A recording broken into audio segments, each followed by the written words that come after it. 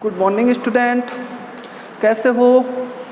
बढ़िया, मस्त। एक बार फिर से गायत्री ऑनलाइन साइंस क्लास में आपका हार्दिक स्वागत करता हूँ। तो बेटा, हमने लास्ट डे आपसे बात की थी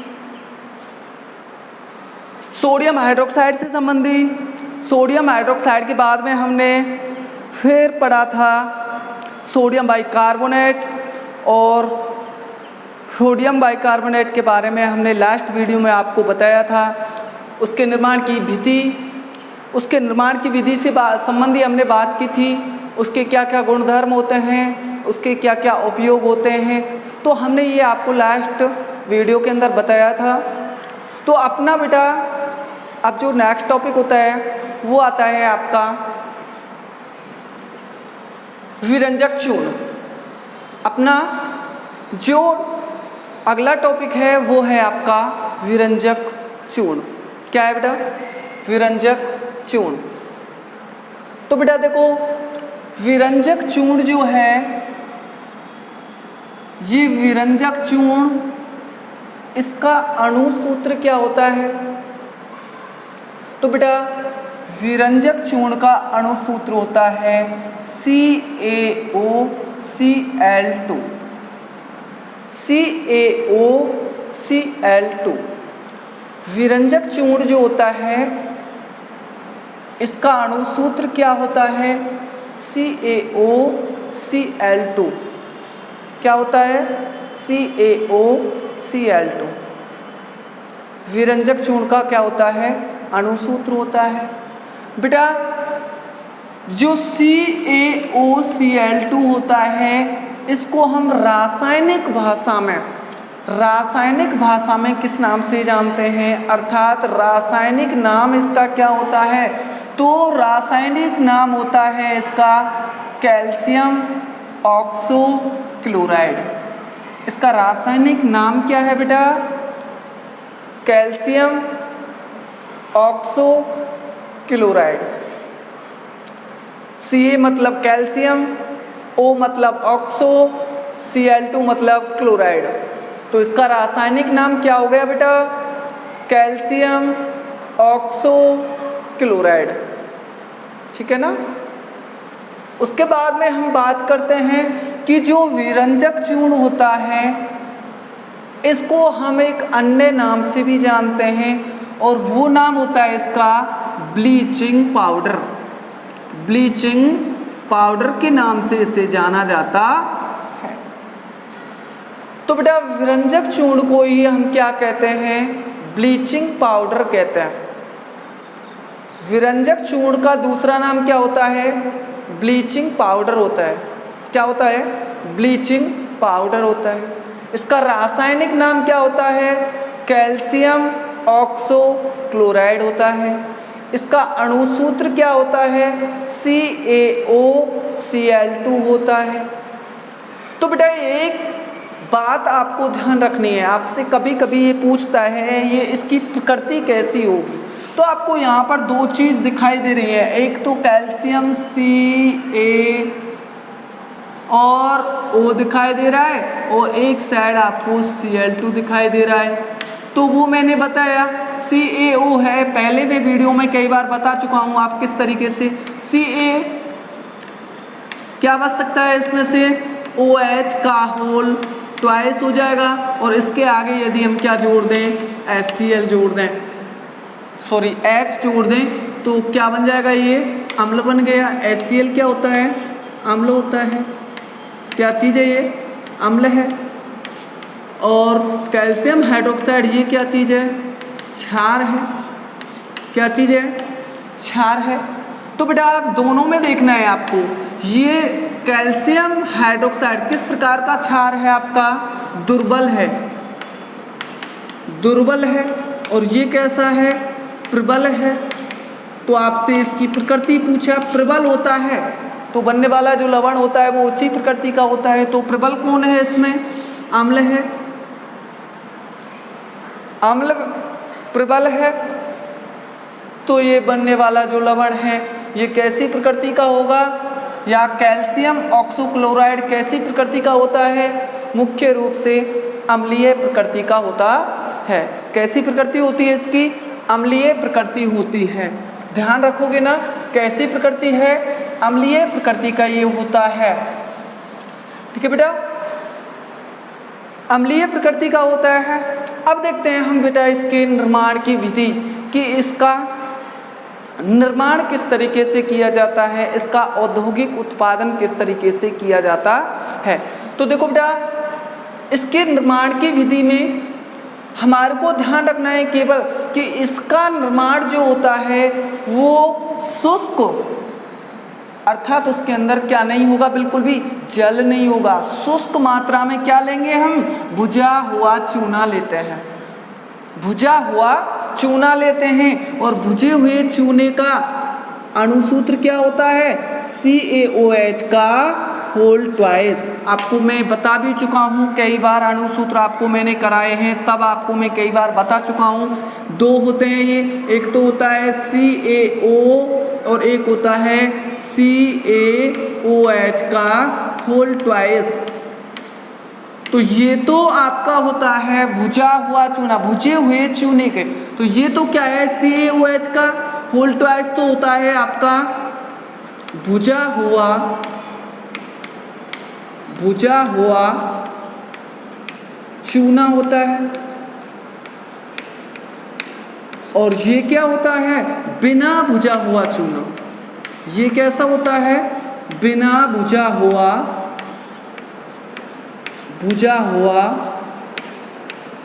चूना होता है।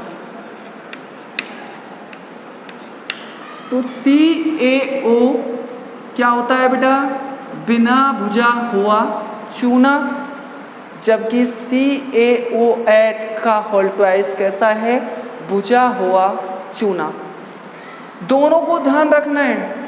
ये बात कर रहा है शुष्क भुजे हुए चूने की, तो CaOH की बात कर रहा है।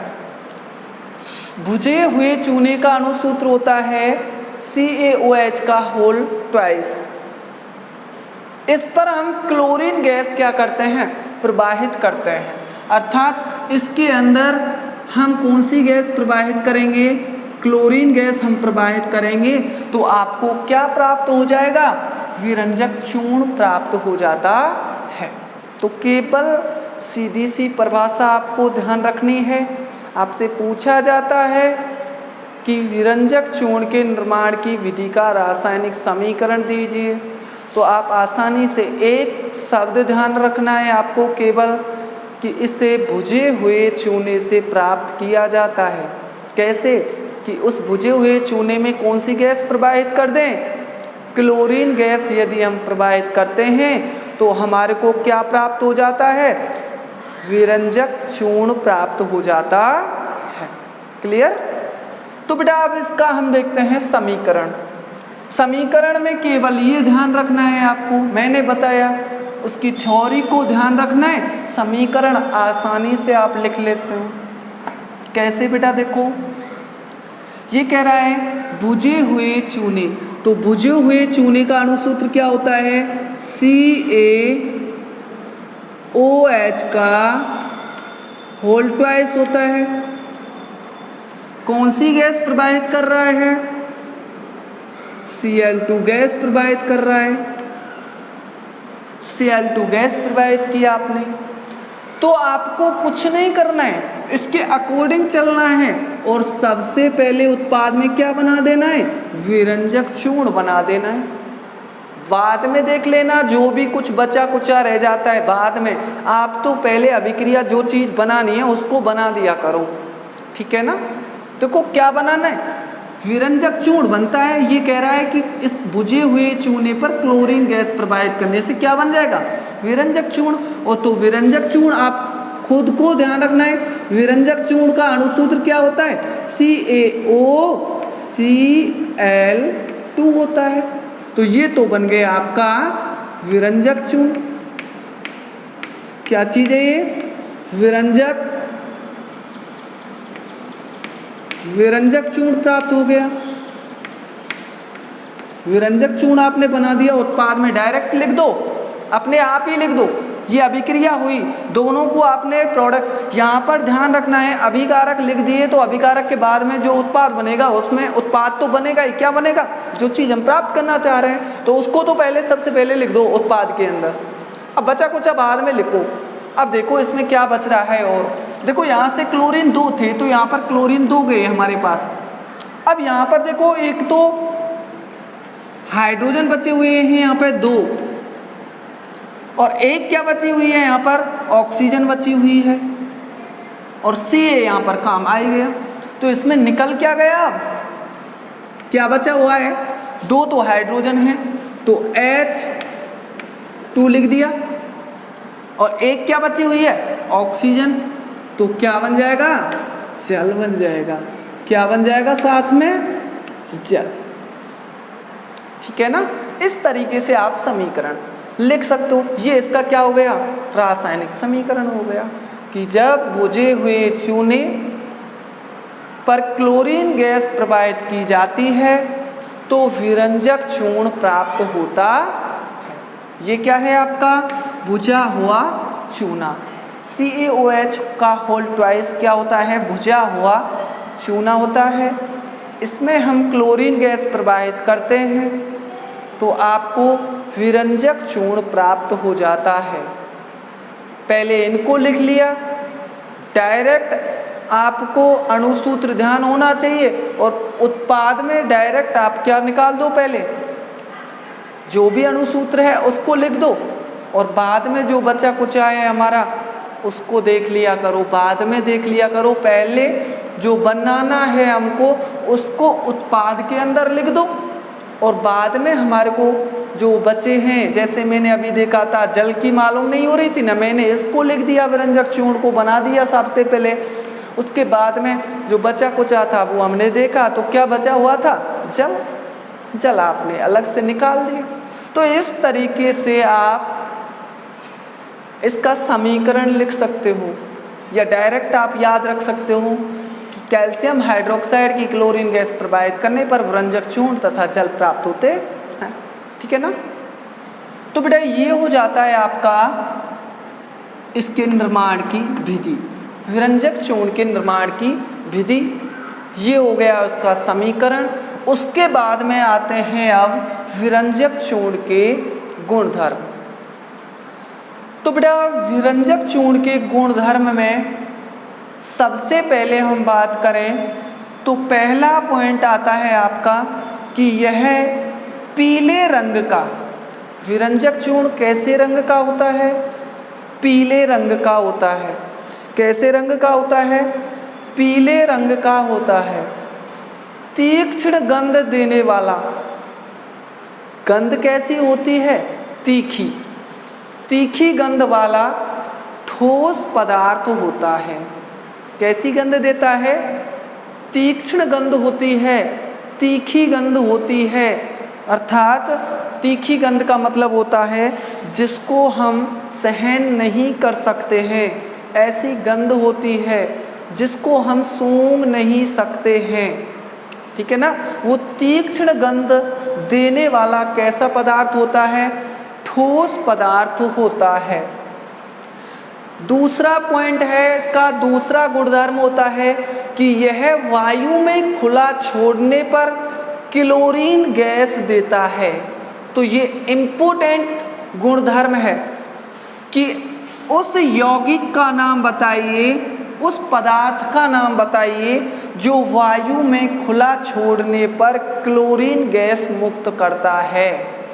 तो वो कौन होता है, विरंजक चूर्ण होता है। ध्यान रखना, यदि विरंजक चूर्ण को, ब्लीचिंग पाउडर को हम वायु में खुला छोड़ देते हैं, वायु में खुला रख देते हैं, तो उसमें से कौन सी गैस बाहर निकलती है, क्लोरीन गैस निकलती है। कौन सी गैस बाहर निकलती है, क्लोरीन गैस बाहर निकलती है। ठीक है ना।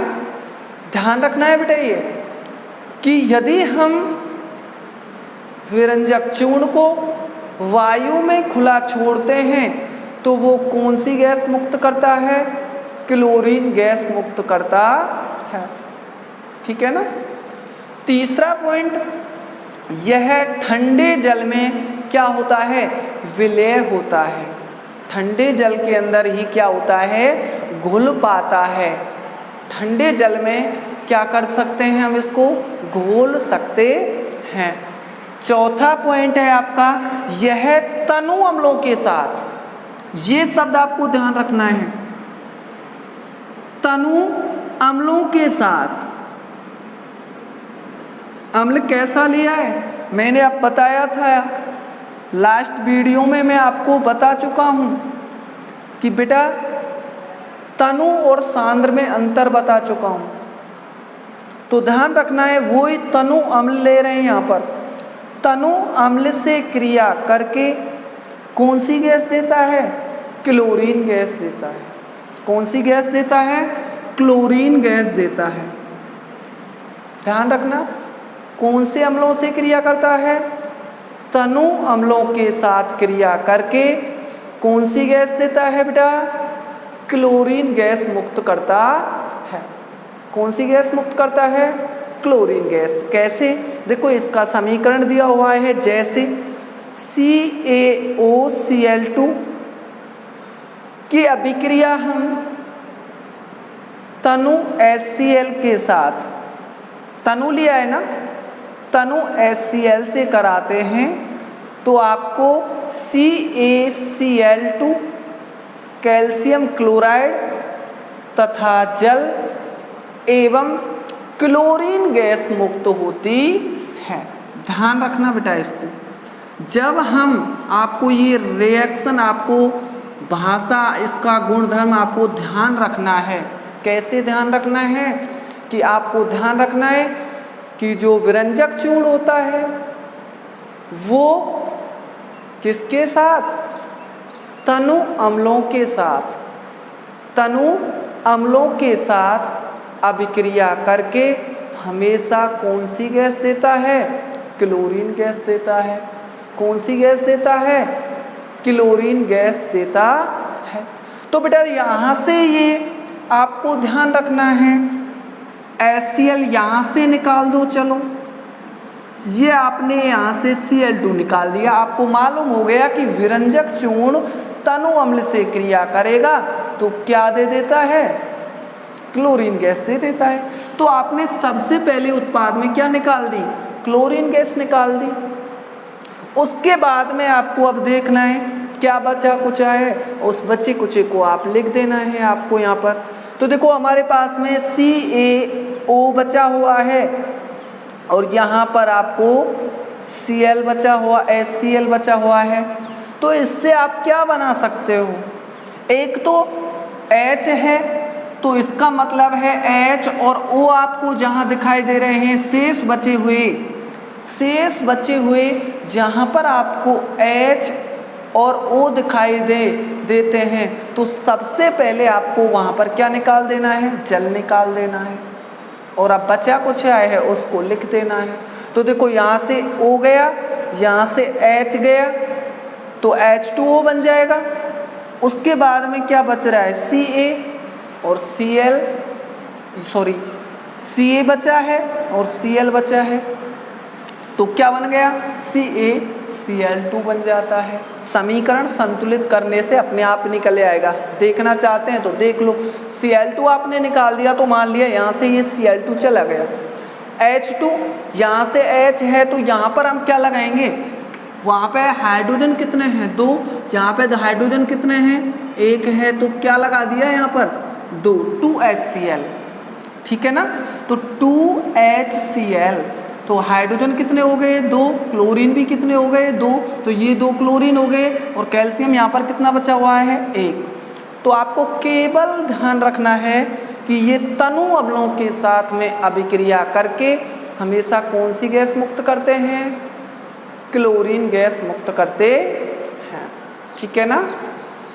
उसके बाद में 5वां आता है और ये फर्स्ट बार पूछा भी गया था और दोबारा से भी ये इम्पोर्टेंट है आपके लिए। आपसे पूछा गया था फर्स्ट जब आपका सिलेबस चेंज हुआ था तो फर्स्ट साल सबसे पहले ये ही प्रश्न पूछा गया था माध्यमिक शिक्षा बोर्ड द्वारा। कैसे पूछा गया था कि विरंजक चूर्ण के द्वारा विरंजन की क्रिया को समझाइए, विरंजन की क्रिया को समझाइए। या सीधा सीधा पूछा जाता है विरंजन की क्रिया किसे कहते हैं, समीकरण द्वारा समझाइए। विरंजन की क्रिया क्या है या किसे कहते हैं, आपसे सीधा सा पूछ लिया जाता है। तो बेटा देखो अब यहाँ पर क्या प्राप्त हुई है आपको, तनु अम्लों के साथ में क्रिया करके क्लोरीन गैस बन गई, ये क्लोरीन गैस बन जाती है। अब ये जो बनी हुई क्लोरीन गैस होती है, ये क्लोरीन गैस जल के साथ में क्या करती है, क्रिया करती है। जल से क्या करती है, क्रिया करती है, तो एक नवजात ऑक्सीजन का निर्माण करती है, नवजात परमाणविक ऑक्सीजन बनाती है। और जो ये नवजात परमाणविक ऑक्सीजन होती है, ये नवजात परमाणविक जो ऑक्सीजन होती है, ये विरंजन की क्रिया प्रारंभ करती है, विरंजन की क्रिया में भाग लेती है। अर्थात विरंजन की क्रिया क्या होती है, तो विरंजन की क्रिया का मतलब होता है कि ये रंगीन अपने कपड़े होते हैं, रंगीन कपड़े होते हैं, ये रंगीन कपड़ों के साथ में अभिक्रिया करती है, रंगीन कपड़ों के साथ में क्या करती है, अभिक्रिया करती है और उनके कलर को, उनके रंग को क्या कर देती है, बिल्कुल उड़ा देती है। अर्थात कपड़ों को कैसा बना देती है, रंगहीन बना देती है। रंगीन से कैसे हो जाते हैं, रंगहीन हो जाते हैं। तो यही क्रिया आपकी कहलाती है विरंजन की क्रिया। तो ध्यान रखेंगे ना, कैसे ध्यान रखना है कि जो ये आपको ध्यान रखना है कि विरंजक चूर्ण से मुक्त क्लोरीन गैस, विरंजक चूर्ण से मुक्त क्लोरीन गैस जल के साथ में क्रिया करके नवजात परमाणविक ऑक्सीजन बनाती है, जो विरंजन की क्रिया करती है। अर्थात एक ऑक्सीकारक की तरह व्यवहार करती है, ऑक्सीकारक की तरह क्या करती है, व्यवहार करती है। ऑक्सीकारक की तरह व्यवहार का मतलब होता है कि ये रंगहीन कपड़ों के साथ में अभिक्रिया करके उन्हें कैसा, रंगीन जो कपड़े होते हैं उनके साथ में अभिक्रिया करके उन्हें कैसा बना देती है, रंगहीन बना देती है। और यही क्रिया आपकी कहलाती है, आप क्या कहलाती है, विरंजन की क्रिया कहलाती है। तो ये इतना सा यहाँ से पूछा गया था आपसे, तो ध्यान रखना है बेटा आपको। मैं ऊपर इसको दिखाने की कोशिश करता हूँ कि किस तरीके से अभिक्रिया करती है। तो बेटा देखो, मैं आपको इसको ऊपर लिखता हूँ।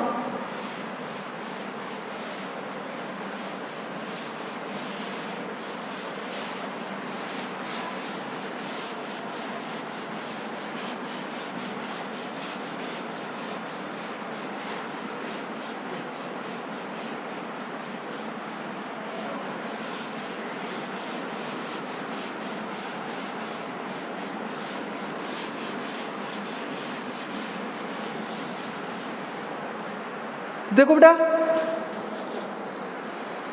मैंने बताया कि जो विरंजक चूर्ण से मुक्त क्लोरीन, ये क्लोरीन विरंजन क्रिया, विरंजन क्रिया,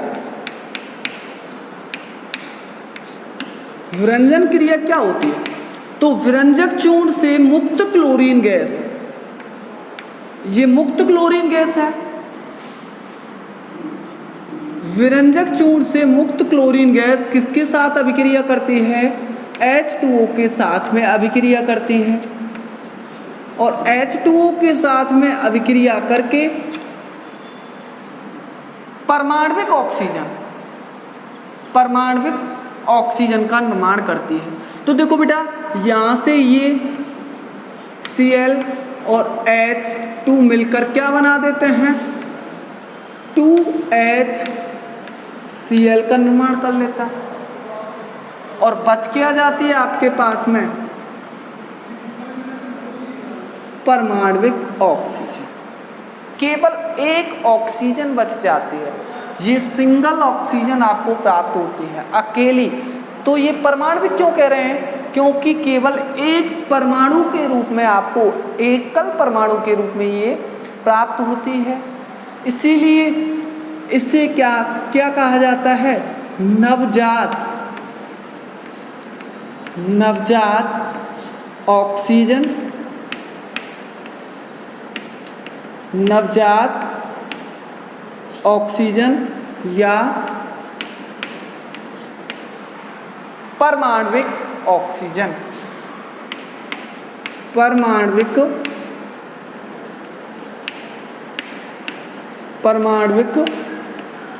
ऑक्सीजन।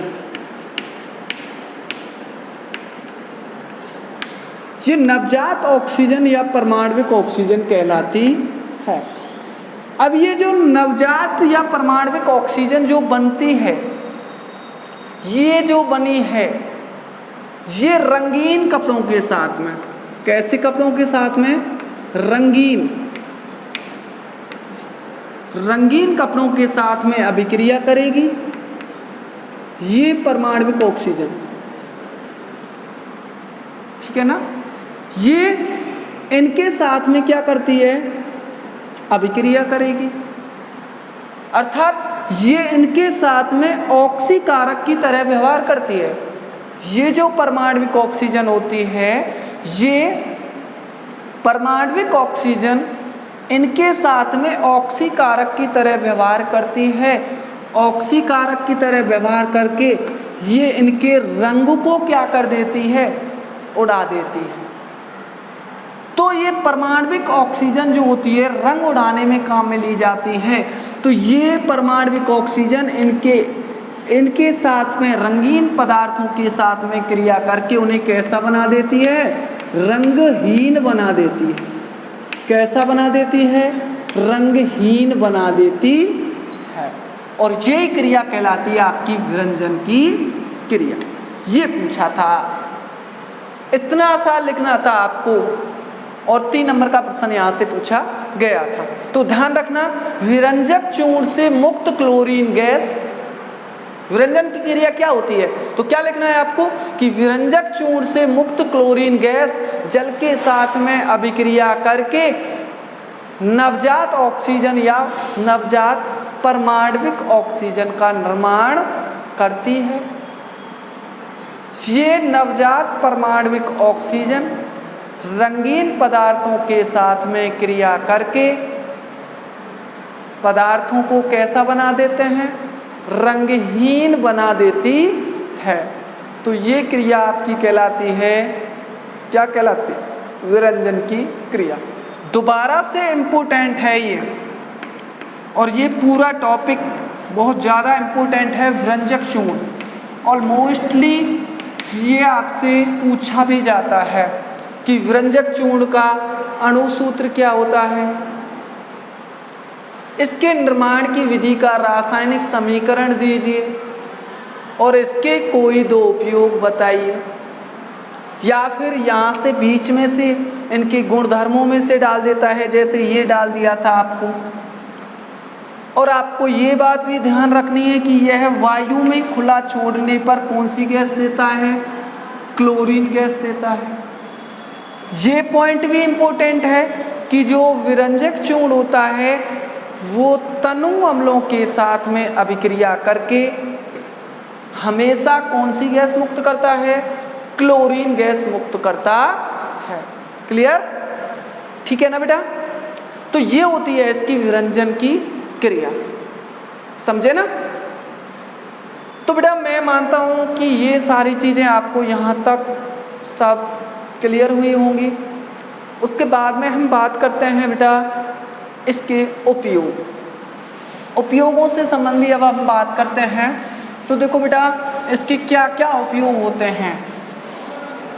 उपयोग आपको ध्यान रखने हैं। मुख्य रूप से क्या क्या इसके उपयोग होते हैं ये देखेंगे हम।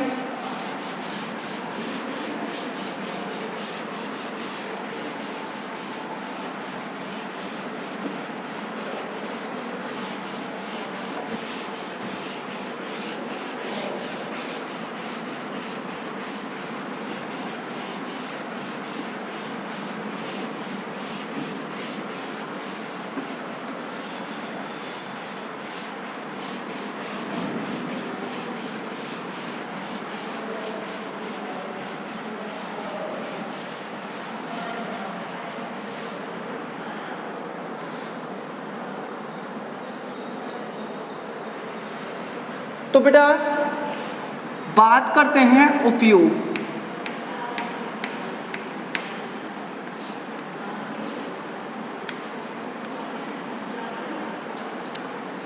तो इसका पहला उपयोग होता है, आपको मालूम हो गया व्यंजक में, तो पहला उपयोग होता है कागज उद्योगों में, कागज उद्योगों में विरंजन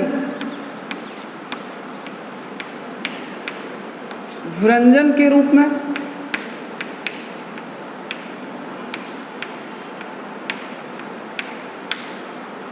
पहला। दूसरा होता है बेटा वस्त्र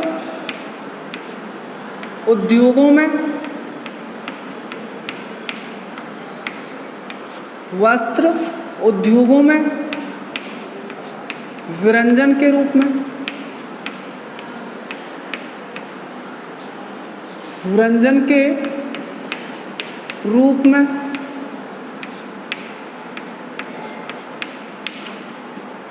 तीसरा आता है बेटा इसका रोगाणुनाशक के रूप में,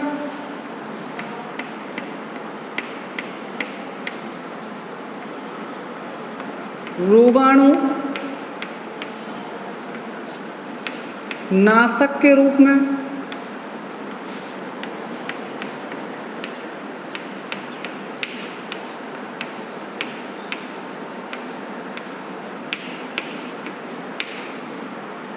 चौथा है इसका बेटा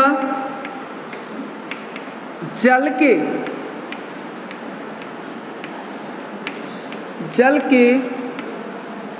शुद्धिकरण में,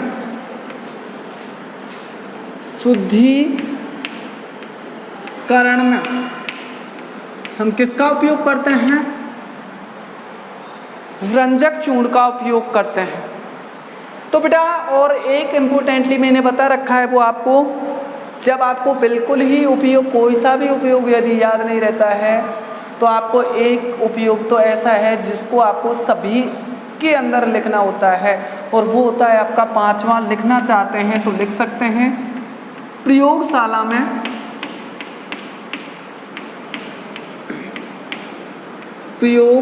में अभिकर्मक के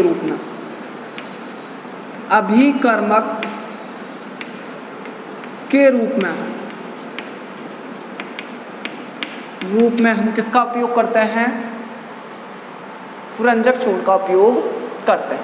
तो बेटा ये ध्यान रखने हैं आपको उपयोग कि कागज उद्योगों में विरंजक के रूप में इसका उपयोग किया जाता है, वस्त्र उद्योगों में विरंजन के रूप में इसका उपयोग किया जाता है। रोगाणुनाशक अर्थात रोगाणुओं को नष्ट करने में आपने देखा होगा कि ये जो विरंजक चूर्ण होता है पहले गाँव के अंदर एक पाउडर के समान होता है। तो ये जो नर्स होती हैं वो गांव में पहले जाती थी और जो कुआं होते थे, पोखर होती थी, तो उनके अंदर उस पाउडर को जाके क्या कर देती थी? डाल देती थी। तो वो क्योंकि उस कुएं के अंदर जो जल भरा हुआ है, पोखर के अंदर जो जल भरा हुआ है, उनके अंदर जो छोटे छोटे बैक्टीरिया होते हैं, जीवाणु जो होते हैं, वो इस विरंजक चूर्ण के कारण क्या हो जाते थे, नष्ट हो जाते थे।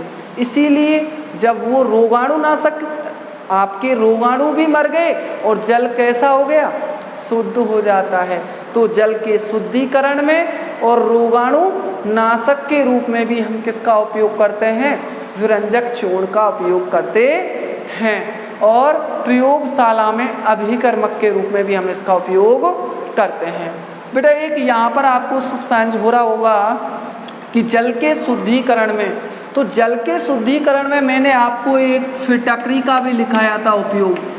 फिटकरी का उपयोग भी हम किस पे करते हैं, जल के शुद्धिकरण में करते हैं। और आजकल तो आप मालूम है भैया, ये क्लोरीन युक्त पानी आप पी रहे हो, आप देखते हो जाके आरओ से लेके आते हो, तो वो क्लोरीन के द्वारा जल को क्या किया जा रहा है, शुद्ध किया जा रहा है। उनके अंदर क्लोरीन गैस प्रवाहित की जाती है और क्लोरीन युक्त जल आपको क्या किया जाता है, मिलता है।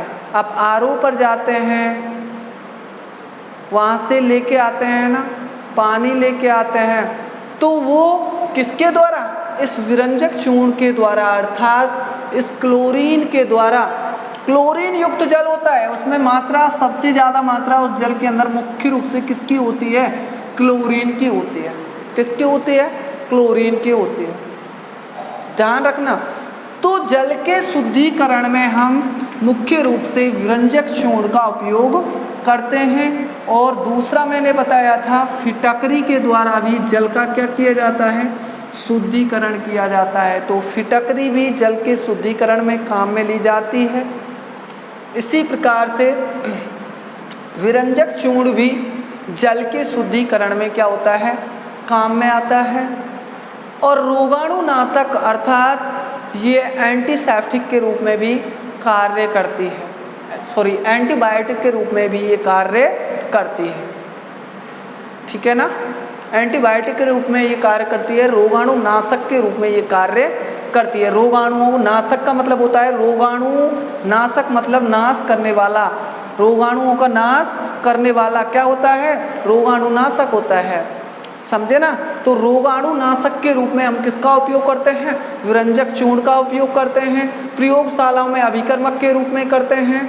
और वस्त्र उद्योगों में विरंजन अर्थात वस्त्र उद्योगों में रंग को उड़ाने में हम किसका उपयोग करते हैं, किसका उपयोग करते हैं, विरंजक चूर्ण का उपयोग करते हैं। इसी प्रकार से विभिन्न प्रकार के जो कागज उद्योग होते हैं, उनमें भी कागजों से रंग उड़ाने के लिए मुख्य रूप से हम किसका उपयोग करते हैं, विरंजक चूर्ण का उपयोग करते हैं।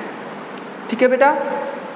ये बेटा मैं थोड़ा सा जल्दी, वीडियो बहुत ज़्यादा लंबी हो जाती हैं, इस वजह से मैं थोड़ा पहले उनको यहाँ पर नोट कर देता हूँ, जिससे कि पूरी वीडियो नहीं देख पाते हैं। यदि मैं 1 घंटे की यहाँ पर नहीं लिखूँ तो 1 घंटे की यदि वीडियो होगी तो कोई भी बच्चा उसको पूरा नहीं देखता है, अधूरा छोड़ के और बैठ जाता है। इसीलिए मैंने टाइम की, आपके टाइम की बचत और हमारे जो हम कुछ यहाँ पर आपके लिए कुछ प्रयत्न कर रहे हैं, उसको ध्यान में रखते हुए ये प्रक्रिया अपनाई है।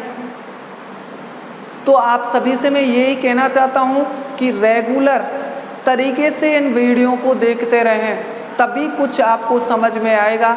मैं बहुत धीमी गति से लेके चल रहा हूँ, बहुत कई बार मैं इन चीज़ों को रिपीट करता हूँ, इसीलिए मैं सारे प्रश्नों को यहीं पर याद कराने की कोशिश करता हूँ। क्योंकि मुझे मालूम है, हो सकता है कि आपकी जो क्लासें हैं कब तक प्रारंभ नहीं हो, तो इसीलिए मैं मानता हूँ कि हम एक ही बार में ऐसा कुछ करें जिससे कि हमको उसके दोबारा से उसको पढ़ने की ज़रूरत नहीं पड़े। इसलिए मैं बार बार किसी चीज़ को बार बार रिवीज करता हूँ, रिपीट करता रहता हूँ। आपको रिवीजन भी नहीं करना है, क्योंकि मैं याद कराने की कोशिश यहीं पे करता हूँ कि बच्चा पूर्ण तरीके से यदि एक बार वीडियो देखेगा तो अपने आप ही उसको जो नोट्स मैंने उपलब्ध कराए हैं उनको पढ़ने से ही उसको केवल समझ में आ जाएगा, समझे ना। तो बेटा इन वीडियो को आपको पूरा देखना है, वो ज़्यादा मैं बड़ी बनाने की कोशिश नहीं कर रहा हूँ, इसी वजह से, ठीक है ना। आपको रेगुलर तरीके से इन वीडियो को देखते रहना है, समझे ना। तो ये बेटा अपना हो जाता है चौथा यौगिक था विरंजक चूर्ण। यहाँ पर आपका विरंजक चूर्ण जो होता है क्लियर होता है। और बेटा ये आपको मोस्टली ध्यान रखना है, आपको ये बिल्कुल रटा हुआ होना चाहिए। यहाँ से भी प्रश्न कई बार पूछा जा चुका है, तो मोस्टली है, आपको ध्यान रखना है। तो बेटा आज के लिए बस इतना ही। थैंक यू, धन्यवाद।